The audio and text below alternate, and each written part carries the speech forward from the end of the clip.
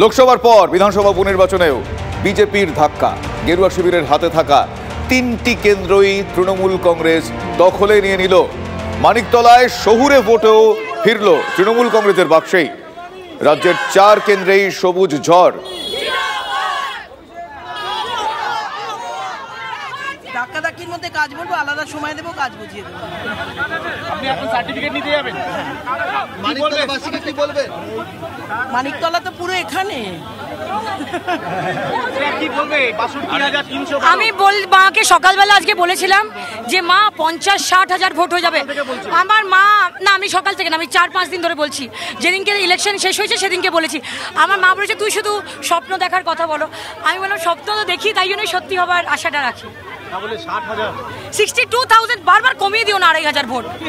62,400 62,000 ভোটের লিড, 62,500। আমি একটা ভোটও ছাড়বো না, এগুলো সব আমাদের ভোট। লোকসভা ভোটে অনেকগুলো ওয়ার্ডে পিছিয়ে ছিল, তারপরে এই না, অনেকগুলো ওয়ার্ডে নয়, 31 নম্বর ওয়ার্ড আর 16 নম্বর ওয়ার্ডে। কিন্তু বিধানসভা ভোটে সবসময় 30,000 ভোটের ডিফারেন্স থাকে। 31 আর 16 নম্বর ওয়ার্ডের ফল কেমন? দারুণ দারুণ। 16 নম্বর ওয়ার্ড যে ভোটে জিততো বাপির ইলেকশনে, মানে সাধন পান্ডে ইলেকশনে, সেই ভোটেই জিতেছে। একদমই তাই। শ্রেয়া পান্ডে এবং শক্তি পান্ডে তারা এই মুহূর্তে ভেতরে প্রবেশ করছে।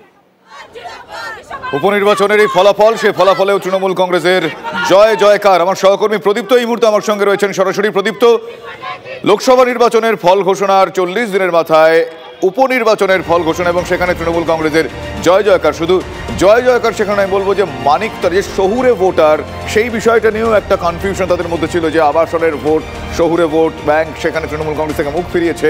এক্ষেত্রে মানিকতলা ব্যতিক্রম হলো। 4 কেন্দ্রে তৃণমূল কংগ্রেসের জয় জয়কার। রায়গঞ্জে প্রথমবার খাতা খুলল তৃণমূল কংগ্রেস 13 বছর পর বাগদা ঘাসফুলের দখলে। এটা কি একটা লোকসভা নির্বাচনের পর এটা একটা ইনার্শিয়াল এফেক্ট বলা যেতে পারে? কি মনে হয়? দেখো, উপনির্বাচন বরাবরই শাসক দলের পক্ষে থাকে, কিন্তু সেটা মাত্র 1 মাসের মধ্যে আমরা যদি দেখি শুভজিৎ, সেক্ষেত্রে ব্যবধানগুলোর দিকে তাকালে বোঝা যাবে যে কোথাও গিয়ে শুধু লোকসভার ফলাফল নয়, শাসক দলের নিরঙ্কুশ প্রাধান্য রয়েছে এবং সেটা আজকে স্পষ্ট হয়েছে।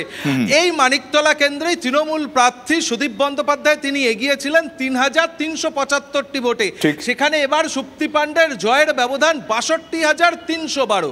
আর তুমি কৃষ্ণকল্যাণীর আসনে যদি আমরা ফিরে যাই, রায়গঞ্জে, সেখানে বিজেপি প্রার্থী 47,000 ভোটে এগিয়েছিলেন কৃষ্ণকল্যাণীর থেকে।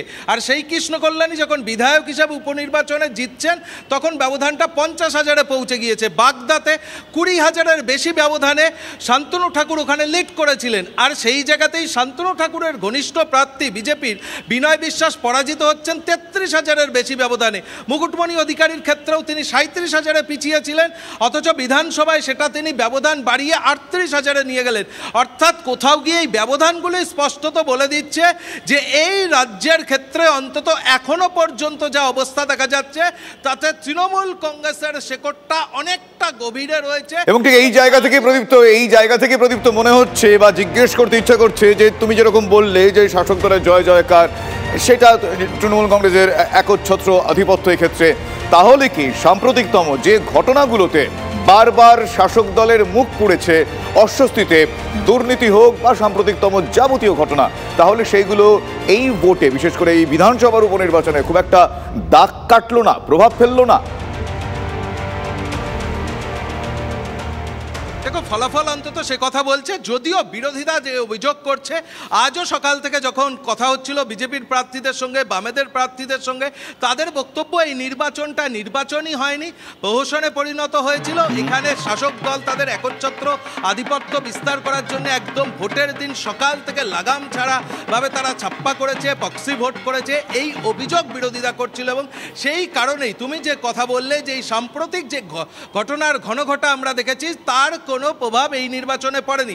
বিরোধীরা এই অভিযোগ করলেও কিন্তু শাসক দলের এই জয়কে কোথাও গিয়ে রাজনৈতিক বিশ্লেষকরা বলছেন যে খাটো করে জায়গার অন্তত দেখা উচিত হবে না, তার কারণ ব্যবধানগুলোই বলে দিচ্ছে যে একটা বিরাট ব্যবধানে জয়। ফলে সেখানে যে শাসক দলের একচ্ছত্র আধিপত্য রয়েছে, মানুষ তাদের পক্ষে ছিল। এবং এই আবাসনের বিষয়, শহরাঞ্চলের আবাসন, যে আবাসনকে ঘিরে অনেক বিতর্ক তৈরি হয়েছিল, একটি আবাসনে তৃণমূল কংগ্রেসের কর্মী সমর্থকরা তারা ঢুকে পড়েছিলেন গেছিলেন এবং সেখানে গিয়ে তারা ডিজে বাজিয়েছিলেন। খোদ মমতা বন্দ্যোপাধ্যায় 32 নম্বর ওয়ার্ডের কাউন্সিলর, তৃণমূলের যুব তৃণমূলের সভাপতি উত্তর কলকাতা শান্তিরঞ্জন কুণ্ডুকে তিনি ভৎসনা করেছিলেন। কিন্তু শুভজিৎ, যখন ফলাফল বেরোচ্ছে এই মানিকতলাতে দেখা যাচ্ছে একেবারেই সেটা আজকে দেখতে পাওয়া গেল। তুমি যেরকমটা বললে খুব ইম্পর্টেন্ট, সেটা এক্ষেত্রে আজ এই 4 কেন্দ্রেই জয় তো বটেই, কিন্তু এই যে বিরাট ব্যবধানে জয়, সেই বিরাট ব্যবধানটা বোধহয় সেই বিষয়গুলো আরো একবার সামনে আনছে। কিছুক্ষণ আগে তুমি কথা বলেছিলে শ্রেয়া পাণ্ডের সঙ্গে, তিনি কি বলেছেন আমি দর্শকদের শোনাবো। পাশাপাশি মানিকতলা কেন্দ্রের বিজেপি প্রার্থী কল্যাণ চৌবে তিনি কি বলছেন ব্যাক টু ব্যাক শোনাবো। কল্যাণ চৌবে ভেতরে রয়েছেন, তিনি বারংবার একই কথা বলছেন, এটা মানুষের রায় নয়। তাহলে এটা কার রায়? ভগবানের রায়, আমার বাবার রায়, ওপর থেকে রায় দিচ্ছেন। কারণ উনি তো একটা মানুষ যখন কোমাতে, তখন উনি রায়ের জন্য, কোমা পেশেন্টের উপর রায়ের জন্য মোকদ্দমা করেছেন। তারপর মৃত হয়ে গেছেন, তারপরও বলেছিলেন তুলে নেব, তারপর উনি এটা তুলে নেয়। মৃত ব্যক্তির ওপর উনি কেস করতে ছাড়েন না। মৃত ব্যক্তির ফার্স্ট ইয়ার ডেথ অ্যানিভার্সারি হয়ে গেছে, তারপরও ছাড়েন না। 83 বার উনি কেস করেছেন, 83 বার আমরা লড়েছি, 83 বার, 83 টাইমস আমরা লড়েছি। ওনার একবার উনি আসেন না, ইংরেজি বলতে পারেন না, উনি মাঝে মাঝে ট্রান্সলেটর নিয়ে আসেন, ট্রান্সলেশন নিয়ে আসেন না। তো যে একটা মৃত ব্যক্তিকে ছাড়ে না। সেলিব্রেশন শুরু হয়ে গিয়েছে ইতিমধ্যে, আপনি বারংবার সেলিব্রেশন যেদিনকে আপনি আমার ফেসবুক দেখবেন, যেদিনকে ক্যান্ডিডেটের নাম অ্যানাউন্স হয়েছে, সবুজ আবির খেলা হয়েছে, যেদিনকে ইলেকশন হয়েছে। এই জন্য কি সবুজ শাড়ি? হ্যাঁ, অ্যাবসলিউটলি, পুরো সবুজ। আমি ঠান্ডা মাথায় খুনি আমরা যখন গোয়েন্দা সিনেমায় দেখি, যে বোঝা যায় না কত ধীর স্থিরভাবে একটা মানুষ কুকাজ করতে পারে।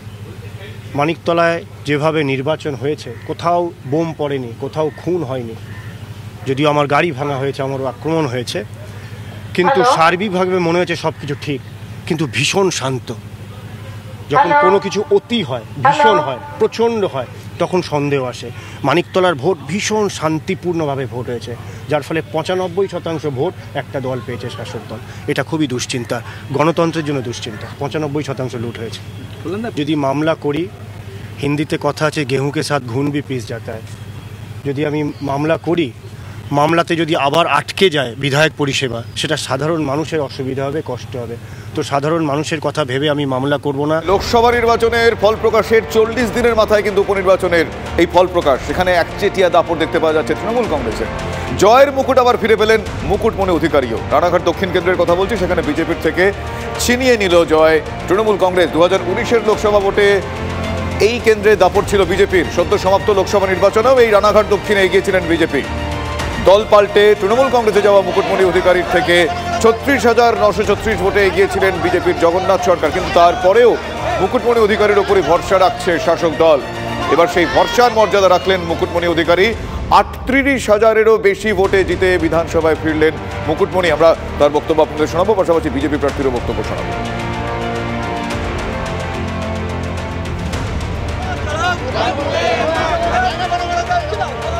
লোকসভা নির্বাচনের ফলাফল যেটা মানুষের চোখকে খুলে দিয়েছে। মানুষ অন্ধ মোহে মরীচিকার পেছনে ছুটছিল।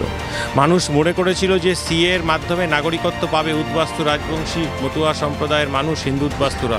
কিন্তু প্রকৃত অর্থে নাগরিকত্ব কেড়ে নিয়ে, মানুষের নাগরিকত্ব কেড়ে নেওয়ার যে আইন, সেটা মূলত সিএর রুলস ফ্রেমের মাধ্যমে বিজেপি করে সেটাকে সংবিধান সিদ্ধ করে রেখে গেল। তো তার মধ্য দিয়ে মানুষের নাগরিকত্ব চলে যাবে, সকলে কিন্তু এটা চিন্তাভাবনা করছে। জন পরীক্ষা না দিয়ে পাশ করেছে, আর আমি ভালো পরীক্ষা দিয়ে আমার খাতা দেওয়া হলো না, মার্কশিট দেওয়া হলো, বিষয়টা সেই রকম। সুতরাং আমি আমার কাছে খুব satisfied. If the fair and free election was happen, তাহলে আমাদের লোকসভার মার্জিন থেকে আমাদের মার্জিন বেশি হতো। সুতরাং আমি এই পরাজয়ে আমি কোনো দুঃখিত নই, কেননা এই সরকারের যতদিন বদল না হবে, এই প্রশাসনকে রেখে যত সময় ভোট হবে, মানুষের যে রিফ্লেকশন সেটা ভোট বাক্সে আনা সম্ভব না। ভোট বাক্সে আনতে গেলে প্যারালালি এরকম গুন্ডারাজ একটা করতে হবে, আমাদেরও একটা মোটর বাইক বাহিনী তৈরি করতে হবে। সেটা আমাদের যে রাজনৈতিক দর্শন, সেটা আমরা চাই না।